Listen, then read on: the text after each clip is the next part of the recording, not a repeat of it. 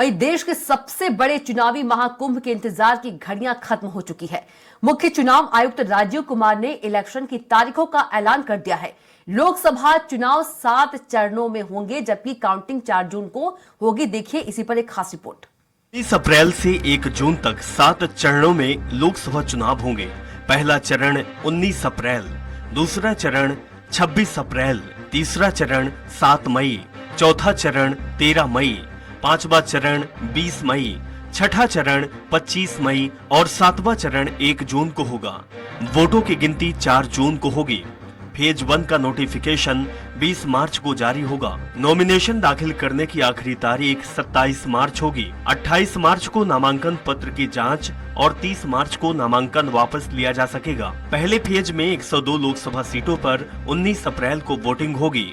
दूसरे फेज के चुनाव के लिए नोटिफिकेशन 28 मार्च को जारी किया जाएगा। 4 अप्रैल तक नामांकन दाखिल किया जा सकेगी। 5 अप्रैल को नामांकन पत्रों की जांच होगी और 8 अप्रैल तक नामांकन वापस लिया जा सकता है। 26 अप्रैल को दूसरे फेज में 89 लोकसभा सीटों पर वोटिंग होगी। तीसरे फेज का नोटिफिकेशन 12 अप्रैल को जारी होगा। 19 अप्रैल तक नामांकन पत्र दाखिल किए जा सकते हैं। 20 अप्रैल को नामांकन पत्रों की जांच और 22 अप्रैल तक नामांकन वापस लिए जा सकते हैं। तीसरे फेज में 7 मई को 94 लोकसभा सीटों पर वोटिंग होगी। चौथे फेज का नोटिफिकेशन 18 अप्रैल को जारी होगा। 25 अप्रैल तक नामांकन दाखिल किए जा सकते हैं। 26 अप्रैल को नामांकन पत्रों की जांच होगी और 29 अप्रैल तक नामांकन वापस लिया जा सकता है।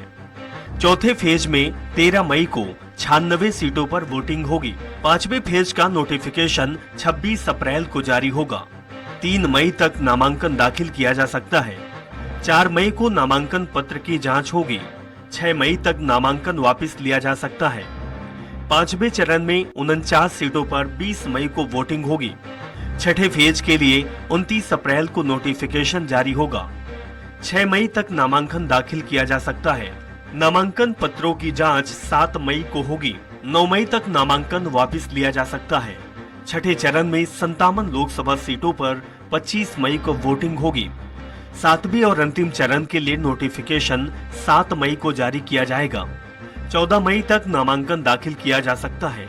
15 मई को नामांकन पत्रों की जांच होगी। 17 मई को नामांकन वापस लिया जा सकता है। अंतिम चरण में 57 सीटों पर 1 जून को वोटिंग होगी। वहीं 4 जून को काउंटिंग होगी। Bureau report, Swaraj express.